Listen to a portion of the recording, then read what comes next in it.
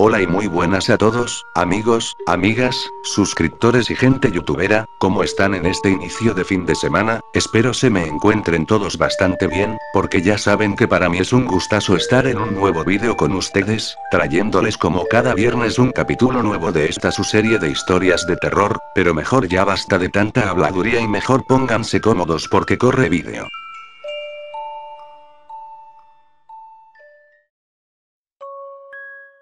Ana María Lenormand. Ana María Lenormand nació en Alenon, ciudad francesa de Normandía, en 1772. Se la conoció como la Sibila de la calle del Faubourg de Saint-Germain. Algunas crónicas sostienen que era una mujer pintoresca que nunca pasaba desapercibida. Se ocupó personalmente de su fama, publicando artículos y panfletos en los periódicos parisinos, e incluso difundiéndolos ella misma cuando el dinero escaseaba. Pronto entendió que para captar potenciales clientes lo mejor no era utilizar un lenguaje académico, sino una suerte de fragmentarias autobiografías sobre los sucesos misteriosos que vivió desde que descubrió su don. Cuando obtuvo una clientela selecta, estos fragmentos fueron retirados del mercado editorial y eran entregados en persona a las personas que conformaban su grupo íntimo. Su nombre adquirió notoriedad cuando se convirtió en la bruja de cabecera de la emperatriz Josefina, esposa de Napoleón Bonaparte. Lo cierto es que hasta 1796 Ana María Lenormand era una muchacha prácticamente analfabeta. Se obsesionó con las cartas del tarot, y creyó que solo a través de ellas podía alcanzar la fama que tanto deseaba. Se dedicó día y noche a leer las cartas por encargo. Su obsesión la llevó a estudiar todo el material disponible sobre aquellas artes adivinatorias, y pronto adquirió conocimientos muy respetables, e incluso intimidantes. El sitio en donde desarrollaba sus dotes proféticas era una sala de mala muerte, donde conoció a la viuda de Beauharnais, una muchacha criolla a la que una negra de las Antillas le había profetizado el trono del mundo. Esta muchacha acababa de casarse nuevamente, esta vez con un joven oficial de apellido Bonaparte. Ana María Lenormand se convirtió en la tarotista oficial de la pareja, que por entonces no preveía un futuro venturoso. La única aspiración del joven Bonaparte era servir en Córcega y ganarse la vida honradamente dentro del ejército. Pronto la Sibila se informó de aquella profecía sobre un reinado mundial, y elaboró sus visiones tratando de confirmarlas.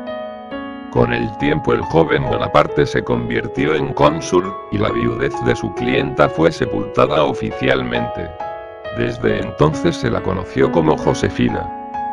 Ya en su cargo de emperatriz, Josefina nunca abandonó a Ana María Lenormand, sino que la adoptó bajo comisiones abultadas, haciéndole ganar una notoriedad asombrosa. Pronto se tejieron extravagantes conjeturas sobre su persona. Todos la consideraban fraude, incluso ella misma se veía a sí misma como una estafadora, hasta que una investigación casual dio cuenta de que su talento poseía matices tan genuinos como aterradores. Es muy posible que Josefina de Beauharnais conociera a la vidente en la cárcel durante el período revolucionario del terror. Sin embargo, no existe ningún documento que permita afirmarlo. En cambio, sí es sabido que la futura emperatriz de Francia era una mujer muy supersticiosa, como correspondía a alguien que había nacido en las Antillas y estaba familiarizada con asuntos de hechicería.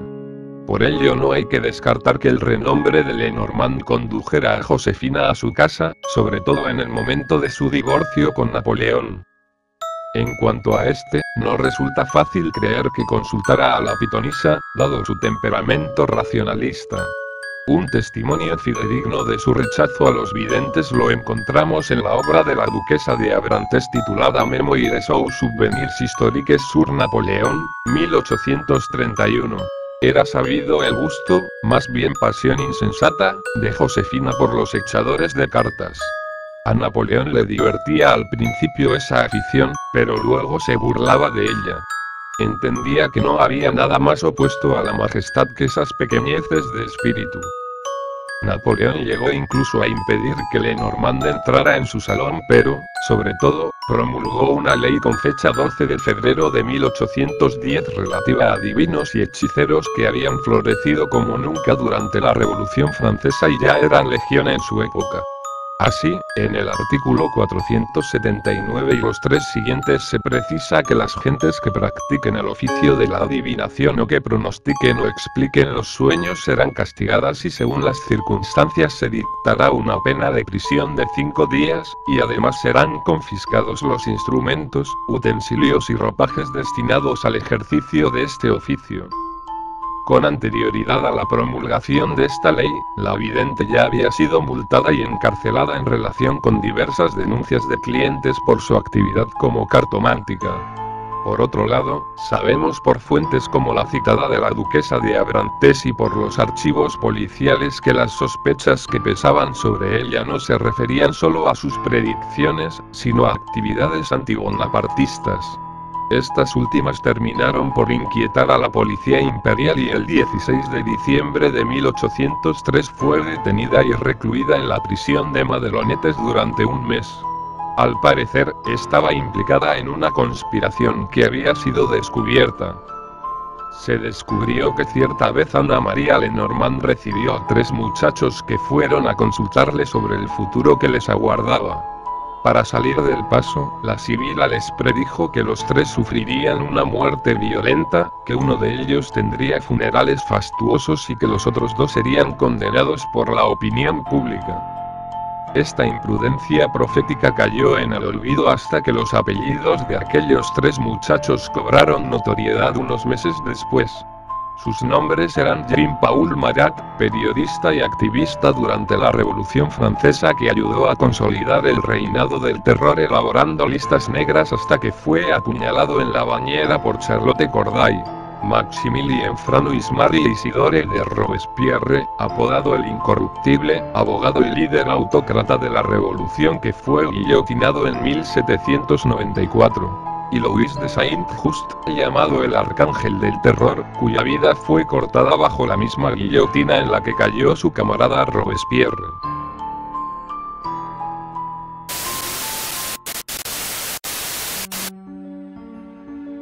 El fantasma de la monja. Cuando existieron personajes en esa época colonial inolvidable, cuando tenemos a la mano antiguos testimonios y se barajan nombres auténticos y acontecimientos, no puede decirse que se trata de un mito, una leyenda o una invención producto de las mentes de aquel siglo. Si acaso se adornan los hechos con giros literarios y sabrosos agregados para hacer más ameno un relato que por muy diversas causas ya tomó patente de leyenda. Con respecto a los nombres que en esta historia aparecen, tampoco se ha cambiado nada y si varían es porque en ese entonces se usaban de una manera diferente nombres, apellidos y blasones. Durante muchos años y según consta en las actas del muy antiguo convento de la Concepción, que hoy se localizaría en la esquina de Santa María la Redonda y Belisario Domínguez, las monjas enclaustradas en tan lóbrega institución, vinieron sufriendo la presencia de una blanca y espantable figura que, en su hábito de monja de esa orden, veían colgada de uno de los arbolitos de durazno que en ese entonces existían. Cada vez que alguna de las novicias, o profesas tenían que salir a alguna misión nocturna y cruzaban el patio y jardines de las celdas interiores, no resistían la tentación de mirarse en las cristalinas aguas de la fuente, que en el centro había, y entonces ocurría aquello.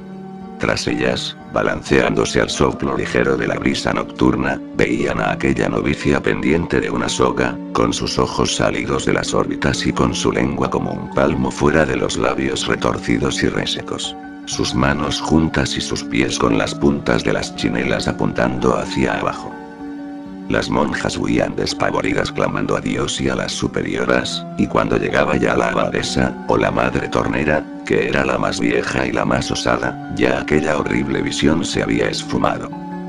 Así, noche a noche y monja tras monja, el fantasma de la novicia colgando del durazno fue motivo de espanto durante muchos años, y de nada valieron rezos ni misas, ni duras penitencias, ni golpes de cilicio para que la visión macabra se alejara de la santa casa, llegando a decir en ese entonces, en que aún no se hablaban ni se estudiaban estas cosas, que todo era una visión colectiva, un caso típico de histerismo provocado por el obligado encierro de las religiosas. Mas una cruel verdad se ocultaba en la fantasmal aparición de aquella monja ahorcada, colgada del durazno, y se remontaba a muchos años antes, pues debe tenerse en cuenta que el convento de la Concepción fue el primero en ser construido en la capital de la Nueva España, apenas 22 años después de consumada la conquista, y no debe confundirse, convento de monjas mujeres, con monasterio de monjes hombres, y por lo tanto el primero en recibir como novicias a hijas, familiares y conocidas de los conquistadores españoles. Vivían pues en ese entonces en la esquina que hoy serían las calles de Argentina y Guatemala, precisamente en donde se ubicaba muchos años después una cantina, los hermanos Ávila, que eran Gil, Alfonso y doña María, a la que por oscuros motivos se inscribió en la historia como doña María de Alvarado. Pues bien, esta doña María, que era bonita y de gran prestancia, se enamoró de un tal Arrutia, mestizo de humilde cuna y de incierto origen, quien, viendo el profundo enamoramiento que había provocado en doña María, trató de convertirla en su esposa para así ganar mujer, fortuna y linaje. A tales amoríos se opusieron los hermanos Ávila, sobre todo el llamado Alonso de Ávila, quien, llamando una tarde al irrespetuoso y altanero mestizo, le prohibió que anduviese en amoríos con su hermana. «Nada podéis hacer si ella me ama», dijo cínicamente el tal Arrutia, «pues el corazón de vuestra hermana a tiempo es mío. Podéis oponeros cuanto queráis, que nada lograréis». Molesto, don Alonso de Ávila se fue a su casa de la esquina antes dicha, y que siglos después se llamara del Reloj y Escalerillas respectivamente, y habló con su hermano Gil, a quien le contó lo sucedido. Gil pensó en matar en un duelo al bellaco que se enfrentaba a ellos, pero don Alonso, pensando mejor las cosas, dijo que el tal sujeto era un mestizo despreciable que no podría medirse a espada contra ninguno de los dos y que mejor sería que le dieran un escarmiento. Pensando mejor las cosas, decidieron reunir un buen monto de dinero, y se lo ofrecieron al mestizo para que se largara para siempre de la capital de la Nueva España, pues con los dineros ofrecidos podría instalarse en otro sitio y poner un negocio lucrativo. Cuéntase que el mestizo aceptó y, sin decir adiós a la mujer que había llegado a amarlo tan intensamente, se fue a Veracruz y de allí a otros lugares, dejando transcurrir los meses y 2 años, tiempo durante el cual la desdichada doña María Alvarado sufría, padecía, lloraba y gemía como una sombra por la casa solariega de los hermanos Ávila, sus hermanos, según dice la historia. Finalmente, viendo tanto sufrir y llorar a la querida hermana, Gil y Alonso decidieron convencer a doña María para que entrara de novicia a un convento. Escogieron al de la Concepción y, tras de reunir otra fuerte suma como dote, la fueron a enclaustrar diciéndole que el mestizo, motivo de su amor y de sus cuitas, jamás regresaría a su lado, pues sabían de buena fuente que había muerto. Sin mucha voluntad, doña María entró como novicia al citado convento, en donde comenzó a llevar la triste vida claustral, aunque sin dejar de llorar su pena de amor, recordando a mestizo Arrutia entre rezos, ángelus y maitines. Por las noches, en la soledad tremenda de su celda, se olvidaba de su amor a Dios, de su fe y de todo, y solo pensaba en aquel mestizo que la había sorbido hasta los tuétanos y sembrado de deseos su corazón. Al fin, una noche, no pudiendo resistir más esa pasión que era mucho más fuerte que su fe, que opacaba del todo a su religión, decidió matarse ante el silencio del amado, de cuyo regreso llegó a saber, pues el mestizo había vuelto a pedir más dinero a los hermanos Ávila. Cogió un cordón y lo trenzó con otro para hacerlo más fuerte, a pesar de que su cuerpo, a causa de la pasión y los ayunos, se había hecho frágil y pálido. Se hincó ante el crucificado, a quien pidió perdón por no poder llegar a desposarse al profesar, y se fue a la huerta del convento y a la fuente. Ató la cuerda a una de las ramas del durazno y volvió a rezar, pidiendo perdón a Dios por lo que iba a hacer y al amado mestizo por abandonarlo en este mundo. Se lanzó hacia abajo, sus pies golpearon el brocal de la fuente. y allí quedó basculando, balanceándose como un péndulo blanco, frágil, movido por el viento. Al día siguiente la madre portera, que fue a revisar los gruesos picaportes y herrajes de la puerta del convento, la vio colgando, muerta. El cuerpo ya tieso de María de Alvarado fue bajado y sepultado esa misma tarde en el cementerio interior del convento, y allí pareció terminar aquel drama amoroso. Sin embargo, un mes después, una de las novicias vio la horrible aparición reflejada en las aguas de la fuente. A esta aparición siguieron otras, hasta que las superiores prohibieron la salida de las monjas a la huerta, después de puesto el sol. Tal parecía que un terrible sino, el más trágico, perseguía a esta familia, vástagos los tres de doña Leonor Alvarado y de don Gil González Benavides, pues ahorcada doña María de Alvarado en la forma que antes queda dicha, sus dos hermanos Gil y Alonso de Ávila se vieron envueltos en aquella conspiración oasoñada encabezada por don Martín Cortés, hijo del conquistador Hernán Cortés, y descubierta esta conjura fueron encarcelados los hermanos Ávila, juzgados sumariamente y sentenciados a muerte. El 16 de julio de 1566, montados en cabalgaduras vergonzantes, humillados y vilipendiados, los dos hermanos Ávila, Gil y Alonso fueron conducidos al patíbulo, en donde fueron degollados. Por órdenes de la Real Audiencia y en mayor castigo a la osadía de los dos Ávila, su casa fue destruida y en el solar que quedó se aró la tierra y se sembró con sal.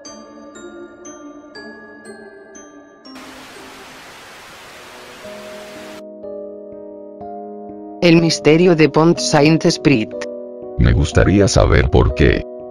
Transcurrían los calurosos días de agosto de 1951 en el tranquilo y pintoresco pueblo de Pont-Saint-Esprit, en el sur de la Francia rural.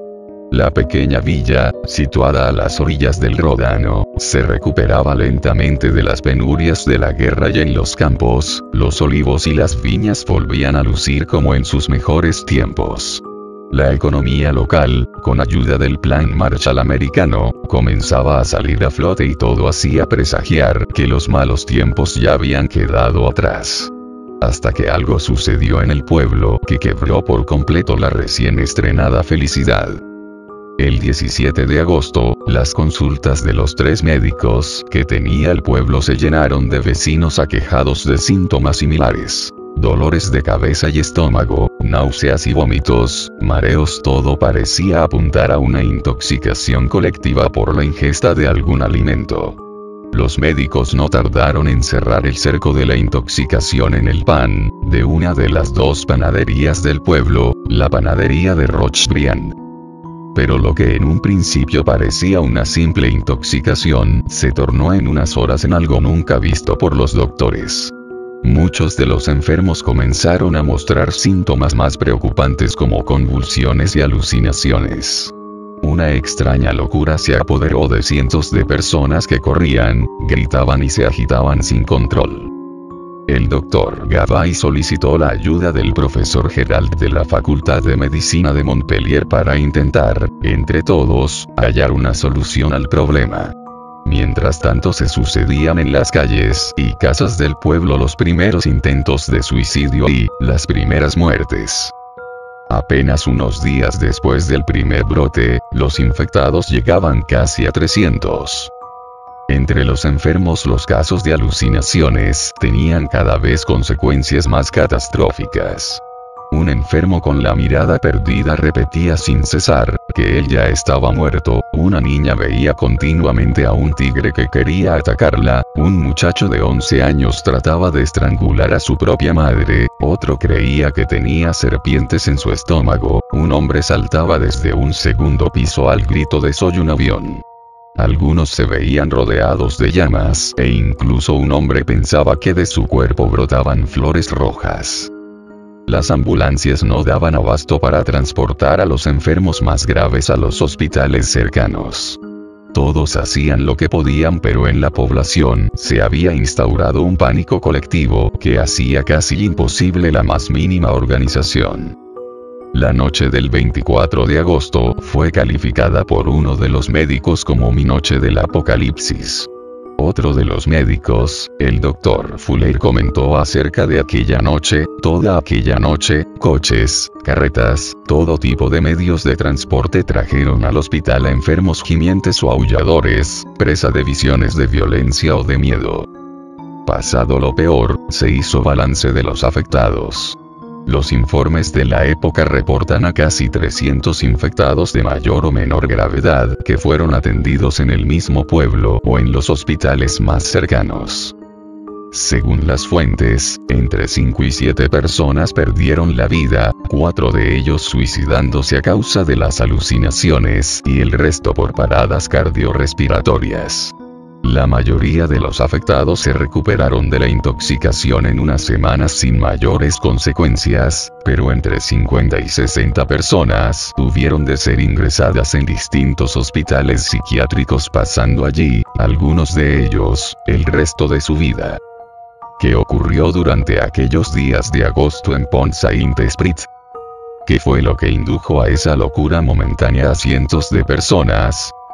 En un principio la confusión fue total, y todos tenían alguna teoría para explicar lo sucedido en el pueblo. Primero se acusó al panadero, un antiguo candidato del Rassemblement du Peuple Français, RPF, protegido de un consejero del general de Gaulle, luego a su ayudante, al agua de las fuentes, a las modernas máquinas de batir, a potencias extranjeras, a la guerra bacteriológica, al diablo, a la Compañía Nacional de Ferrocarriles franceses, al Papa, a Stalin, a la Iglesia e incluso a las nacionalizaciones. La prensa local, a falta de un diagnóstico claro de la enfermedad, exigía conocer la identidad de la persona o personas responsables del mal.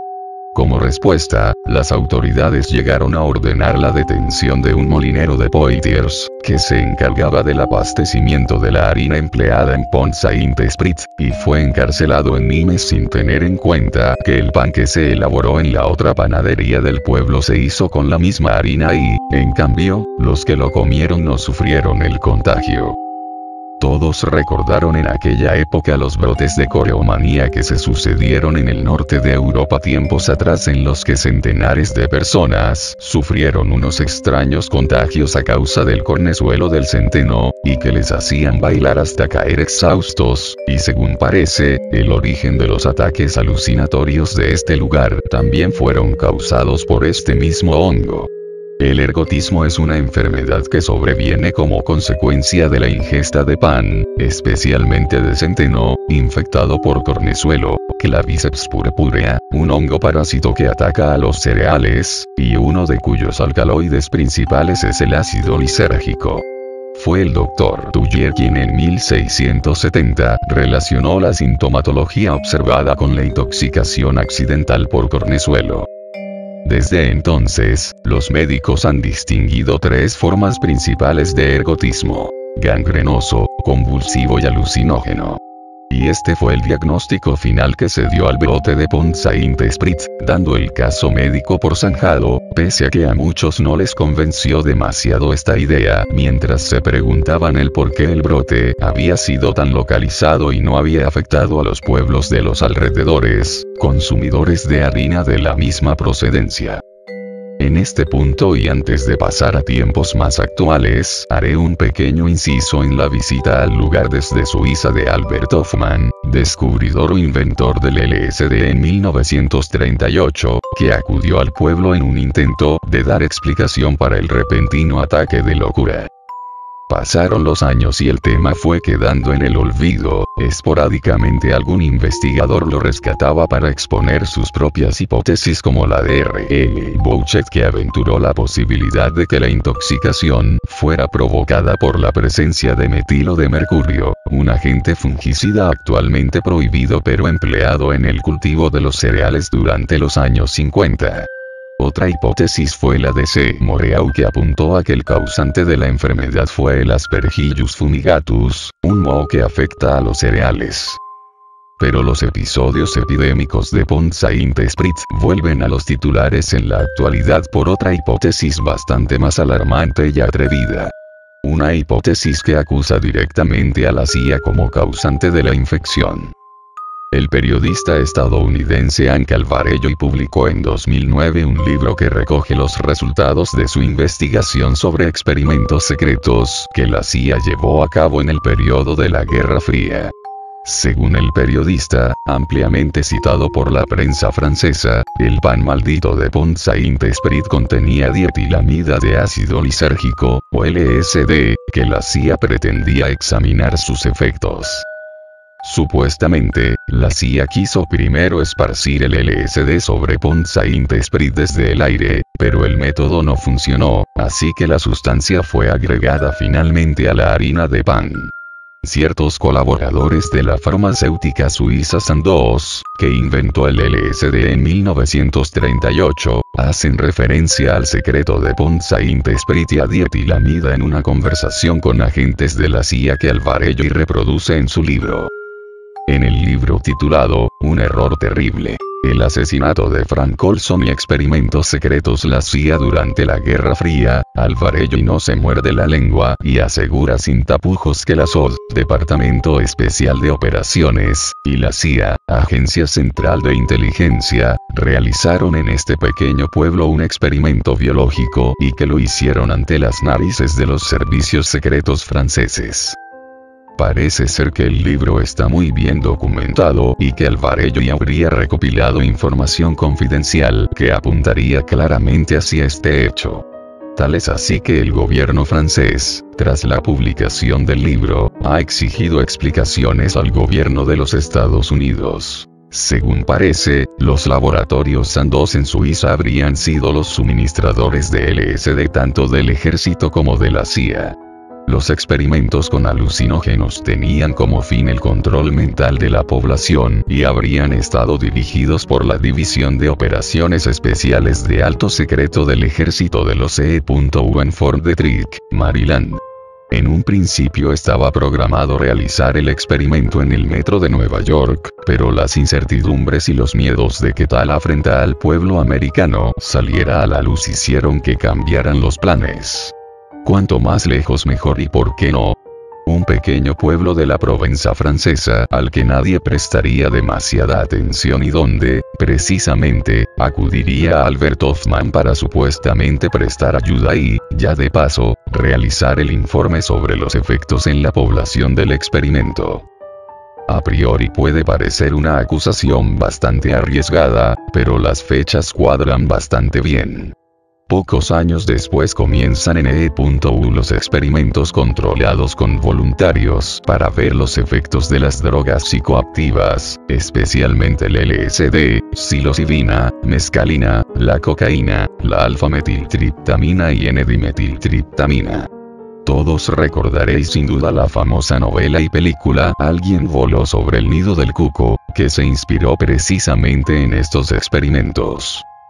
Alvarello dijo que la verdadera pistola humeante era un documento que la Casa Blanca envió a los miembros de la Comisión Rockefeller creada en 1975 para investigar abusos de la CIA. Contenía los nombres de un número de ciudadanos franceses que habían sido secretamente contratados por la CIA y hacía referencia directa al incidente de Pont Saint-Esprit.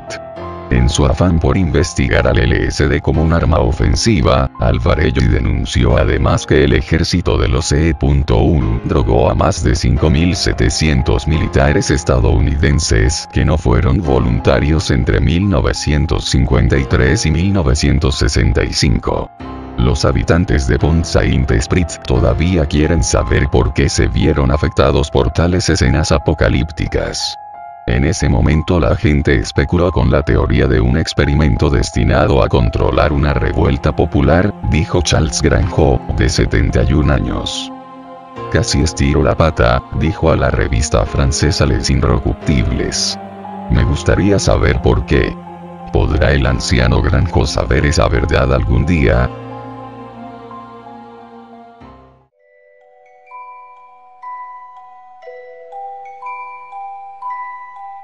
Pues bueno, aquí termina el video de hoy, espero que les haya gustado, los espero en el próximo video con más historias, y recuerden que si les gustó el video, ya saben denle like y compártanlo, y si es la primera vez que ves uno de mis vídeos no te olvides en suscribirte, que es totalmente gratis y fácil de hacerlo, dándole clic al botón de suscribirse, o al logo del canal que aparece en tu pantalla, y no te olvides en activar la campanita de notificaciones, esto es para que te avise cuando ya subí un nuevo video. Bueno, espero que se la pasen bien, los espero en el próximo video con más, se me cuidan y chao.